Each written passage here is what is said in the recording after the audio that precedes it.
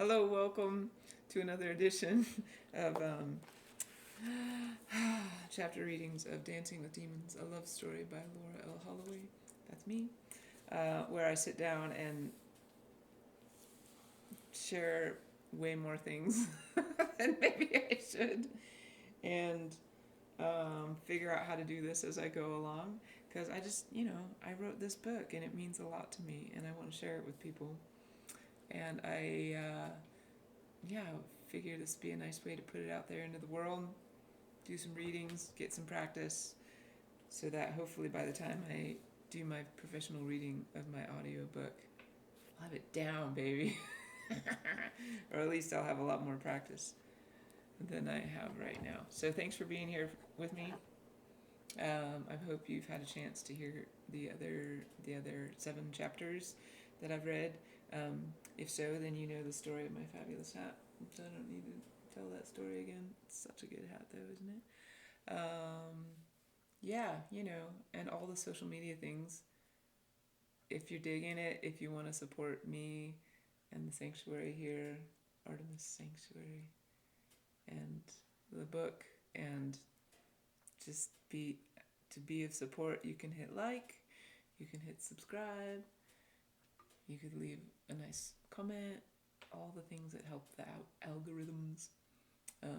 Only leave nice comments, though. I don't really need to hear anybody's not nice comments. If you've got them, keep them to yourself.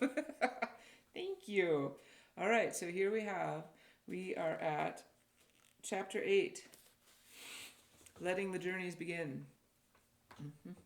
And every chapter begins with a quote from somewhere or another that I enjoyed and chose to share in my book. This quote goes like this: "There is this saying, lovers don't finally meet somewhere, they are in each other all along.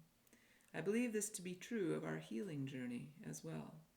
It is not met or found somewhere or someplace, it is within us all along."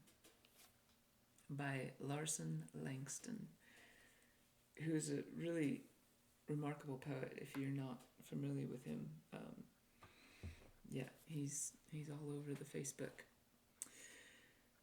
Friday, January 15th, 2021. Last night I told Fish he could read for as long as he'd like to, as long as he brushed his teeth and took out his contacts before he went to bed. He came into my room to pluck little Ashaya from where she was nestled in front of me under the blankets.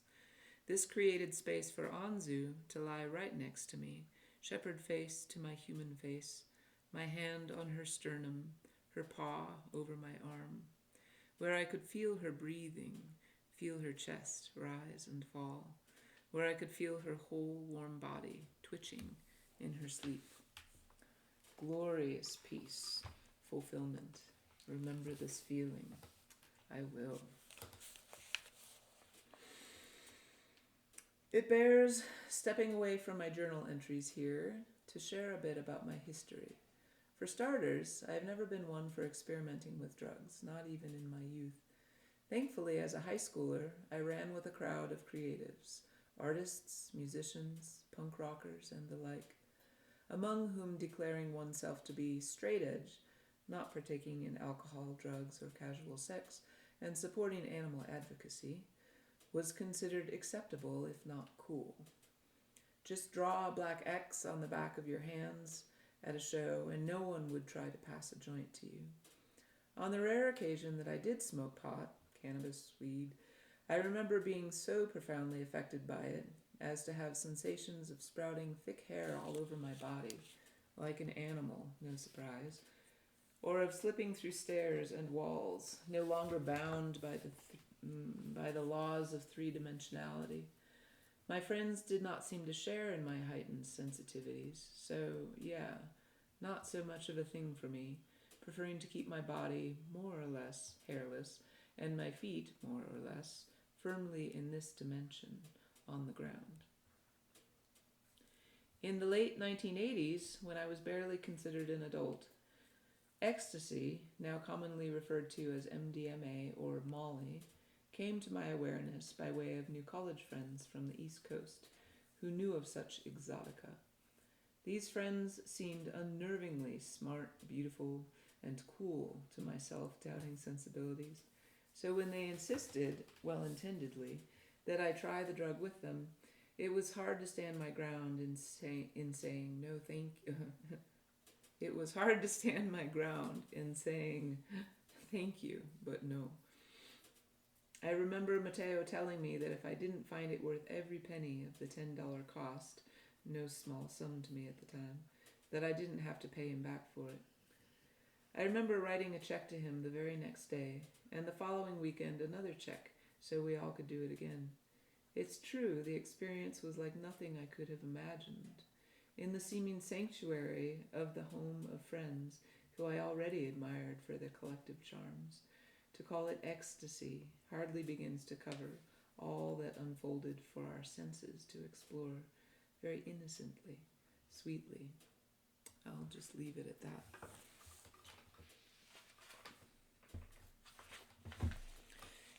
The problems began in earnest for me when the experience left the safe confines of our friend's home. I did ecstasy one more time with all of them, but this time we ventured out into the world of college party town, Madison, Wisconsin. What had seemed sweetly intimate, innocent, and loving among friends now devolved to a scene which edged into debauchery. I found myself making out with some pretty girl whose name I didn't know, and dangerously close to sleeping with a guy friend. As my euphoria began to wane, I found Matteo in a dancing crowd, promising to pay him back for another dose, desperate to keep that high. The depth of anguish which eventually overtook me that night was like none I'd ever known. I remember leaving the bed of my friend, who I did not have sex with because we didn't have a condom.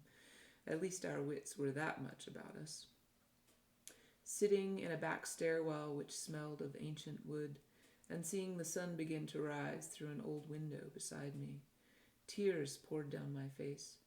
I could hardly work my fingers to tie my bootlaces, racked with sadness as I was. I remember looking through the rippled old glass at the sunrise over the neighboring houses, thinking, how is it possible that the sun can even rise? How can this day even begin? Surely this was the end of the world. For me, at least, it felt like the end. That was the last time I did ecstasy, though my friends continued to partake from time to time. I was the sober one who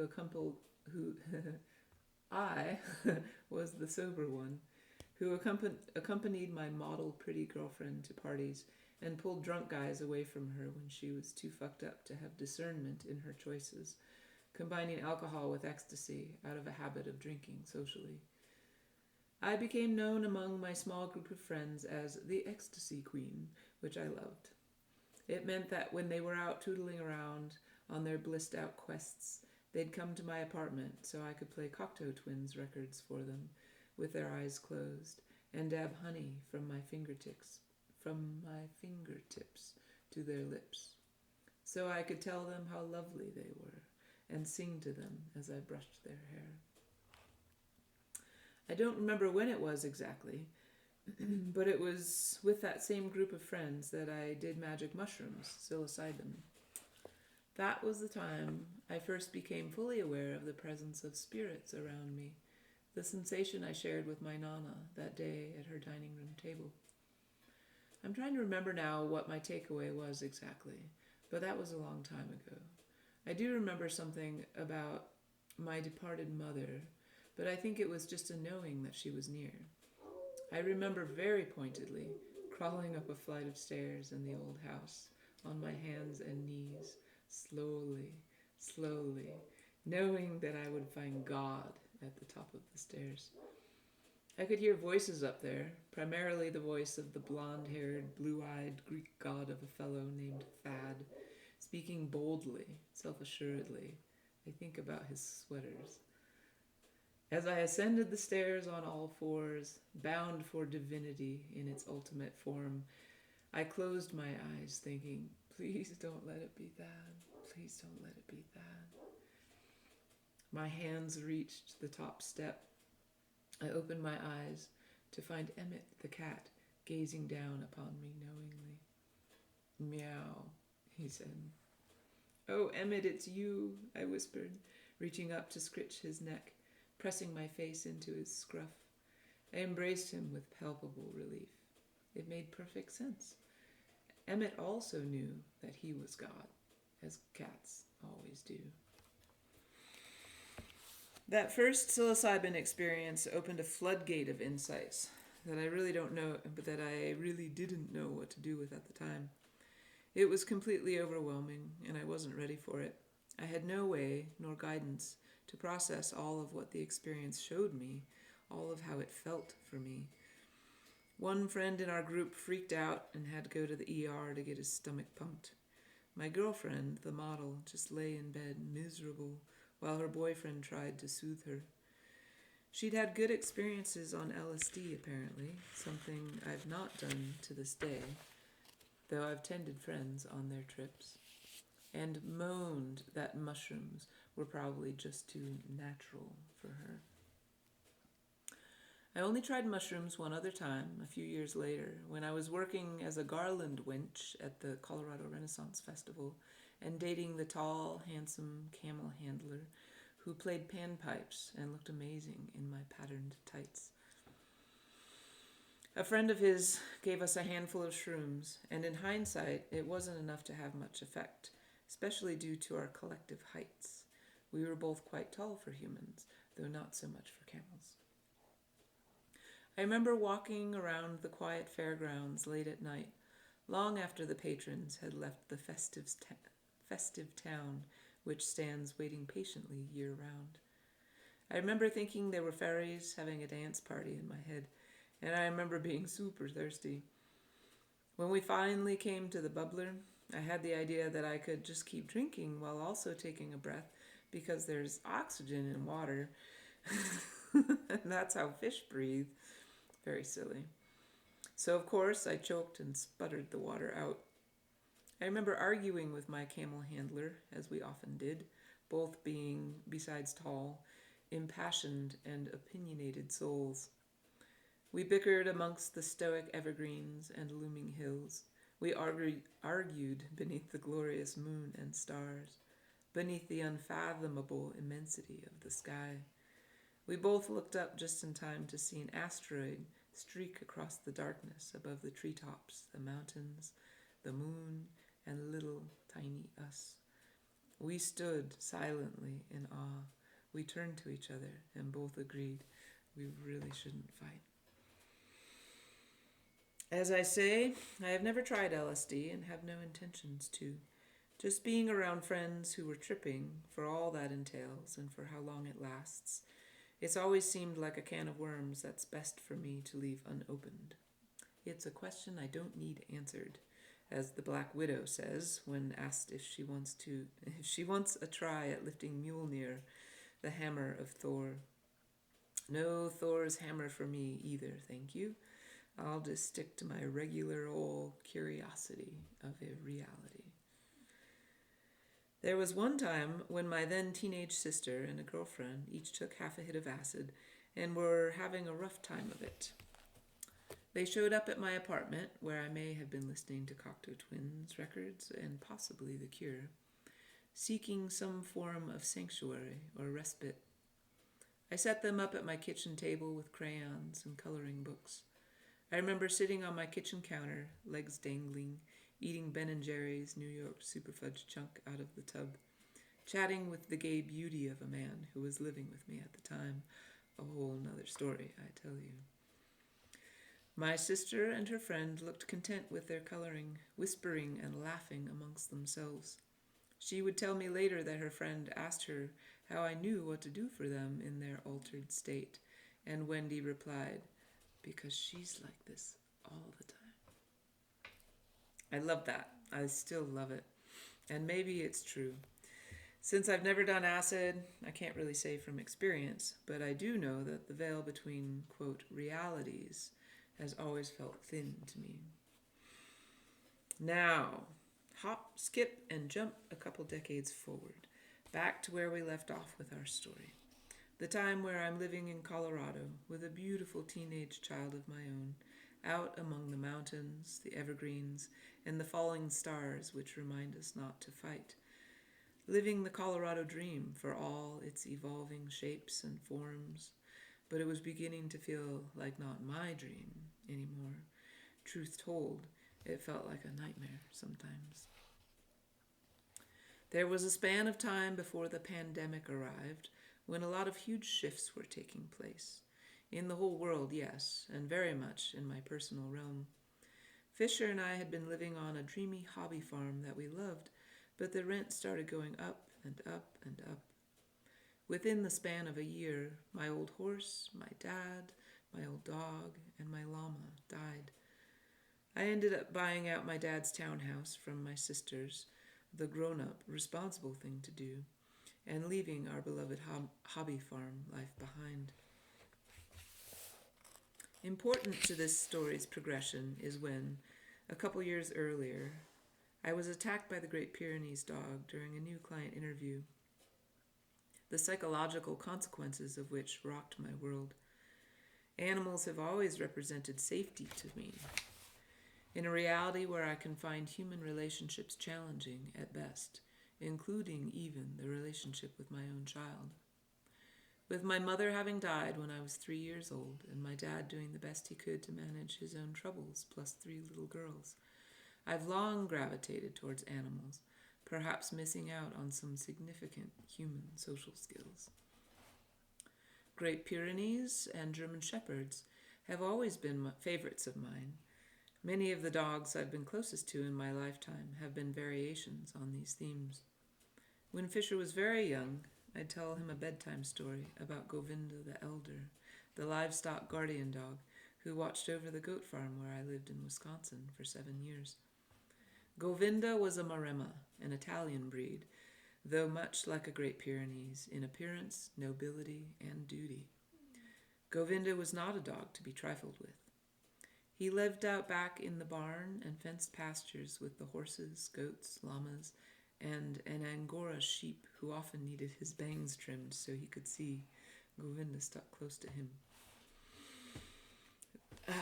Though his thick, fluffy, cream-colored coat could tempt any dog lover in for a big hug, Govinda did not like to be touched or even looked at directly. He had a job to do, and he was very serious about doing it. If friends came to visit and we were heading out to the barnyard to hang with the animals, I'd say simply, just put your hands in your pockets, don't look at him, and stay close to me. He's going to check you out, but you'll be fine. I was never the least bit afraid of Govinda. I just respected the boundaries he set. One afternoon, as he lay basking in the sun by the barn, I tried petting him. His eyes opened slightly, and he let out a low, deep growl. I stopped immediately. I told him I was sorry, and respectfully moved away. The story I told Fisher was of a night in the summertime when, on rare occasion, I got home after dark. I went out to the barn to say goodnight to my beloved goat, Patience, and became concerned when I didn't find him in his usual sleeping place. I called out into the darkness of night for him. Patience, Patience, where are you? Patience? Way off in the distance, I heard the deep, rich sound. Woo, woo, woo, woo, woo. Woo, woo, woo, woo, woo. I would lean in close to make this sound for Fisher. Of Govinda, somewhere out there in the night. Whoa, whoa, whoa, whoa, whoa, he called. Shia thinks that's funny. I got my flashlight from the house and ventured out beyond the wooded trail into rolling pastures, following the sound. Whoa, whoa, whoa.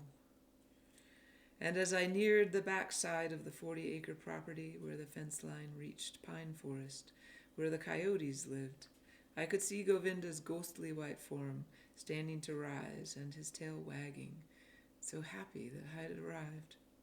Here he is, Govinda showed me. Patience had gotten his head stuck through the fence. From the looks of the trampled grass beneath his hooves, it seemed he'd been stuck there for hours. Patience bleated anxiously as I got his head and horns free. I told Govinda what a very good boy he was as he stood by, overseeing my work. The three of us ventured back to the farm together by the light of the flashlight, awash in our collective relief. Govinda the Elder held such a special place in my heart, though my relationship with him was very different than with any dog I had known. When he passed of old age the spring before I ended up moving to Colorado, it was heartbreaking. I adopted a cream-colored, soulful puppy later that winter from the shelter where I worked. He had ice blue eyes and looked like the white German shepherd I had dreamed of having as a child, though his ears eventually flopped as he matured. I named him Govinda in honor of my lost guardian and friend, and the name felt deeply fitting. Govinda, the companion and protector in the story of Siddhartha, companion to the young Buddha. Govinda the Younger lived for nearly 14 years and was absolutely my angel dog. Even now it is difficult to think of him for how much I miss him, for what a dear and unique presence he was in my life. He was a year older than Fisher, born the same month, and I'm sure had a great influence on Fisher's affinity for dogs.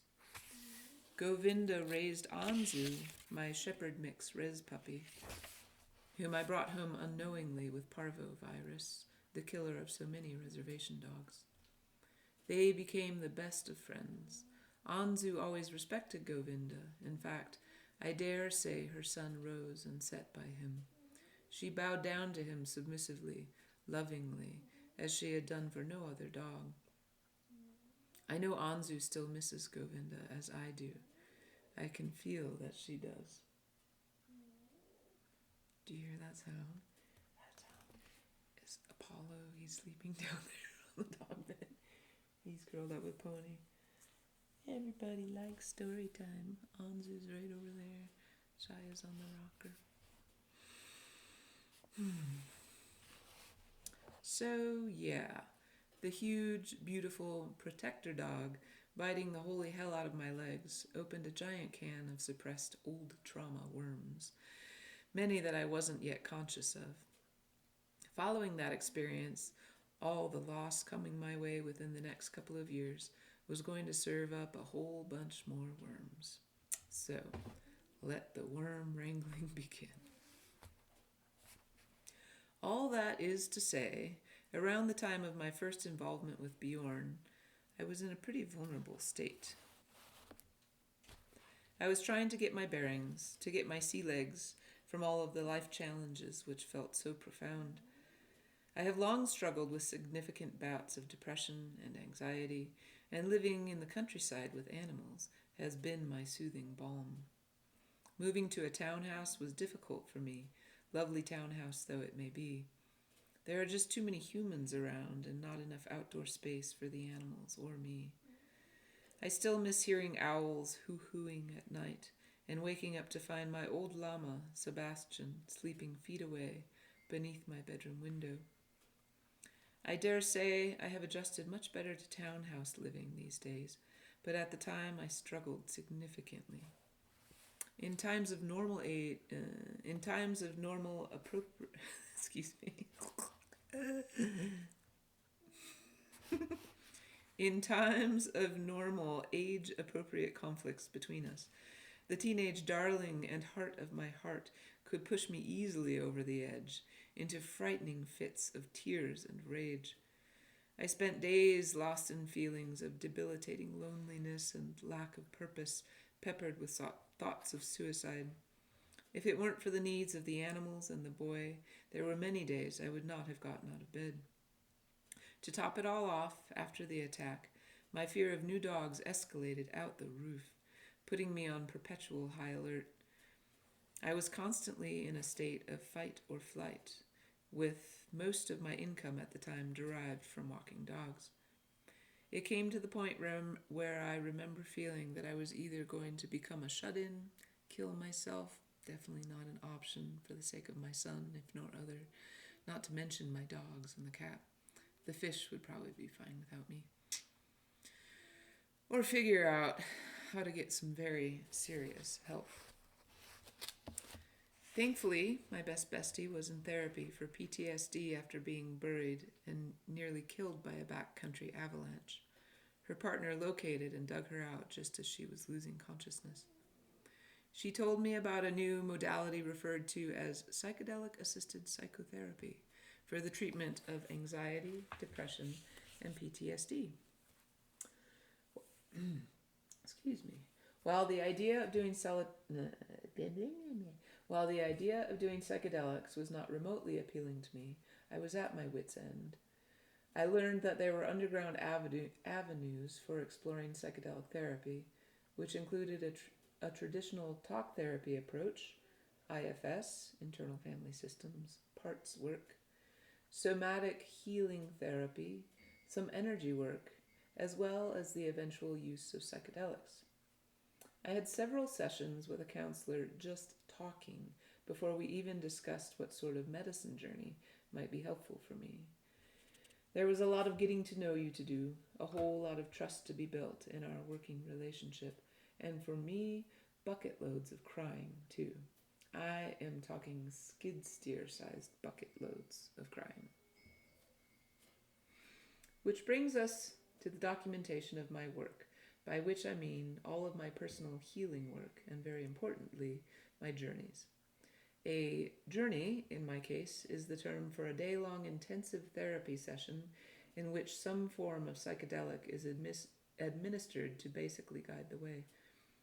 I've listened to loads of podcasts on this subject. I've read Michael Pollan's book, How to Change Your Mind, and I've watched the Netflix documentary series. From what I hear and read, it seems to me that the clinical research of these compounds is advancing in leaps and bounds, and hopefully the legality of public use in controlled therapies will catch up with its medicinal potential. Obviously, I am not a medical professional in any way. I am just someone who happened upon these medicines and this work, and I would like to share my ongoing story with you, dear reader. Furthermore, it is my opportunity to revisit my journals from those times. As I've mentioned, I've not read them in entirety since they were written.